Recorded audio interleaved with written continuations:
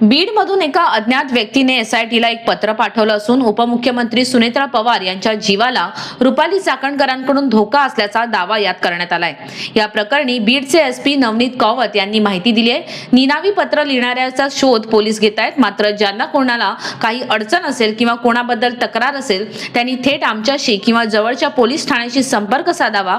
तक्रारदाराचं नाव गुप्त ठेवण्यात येईल असं आवाहन पोलीस अधीक्षक नवनीत कौवत यांनी केलं आहे। चुकीच्या पद्धतीने जर निनावी पत्र पाठवून अफवा पसरवण्याचं काम केल्यास त्यांच्यावर फौजदारी कारवाई करण्यात येईल असा थेट इशाराही पोलीस अधीक्षकांनी दिलाय।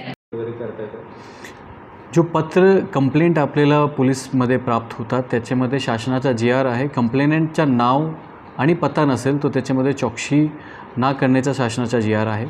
आम्हाला एक पत्र याच्यामध्ये वाया मीडियमवरून प्राप्त झालेलं आहे, ज्याच्यामध्ये तक्रारदाराचं नाव नाही आहे। तो असं केसमध्ये मी हे सगळ्यांना सांगू इच्छितो, कोणालाही कुठल्याही प्रकारची तक्रार असेल तर तुम्ही डायरेक्टली पोलिसांकडे येऊ शकता, मला भेटू शकते, आमचा संवाद QR कोड वापरू शकते आणि जे काय तुमची तक्रार असतील आम्ही सगळे हँडल करू। तुम्हाला असं वाटते की तुमची ओळख गुप्त राहिले पाहिजे त्याच्यामध्ये सुद्धा आम्ही बघू, पण हे निनावी तक्रार पाठवून वेगळा उद्देश साबित करण्याचा मी सगळ्यांना ह्याच्यामध्ये मनाई म्हणतो की हे नाही केले पाहिजे। कोणाला काहीच तक्रार असेल तो आमच्याकडे आलं पाहिजे। याची काही तुम्ही चौकशी वगैरे लावताय? निनावी पत्र कुठून गेले, कुठल्या ऑफिसमधून, पोस्ट ऑफिसमधून गेले किंवा कुठल्या कुरिअरमधून गेले?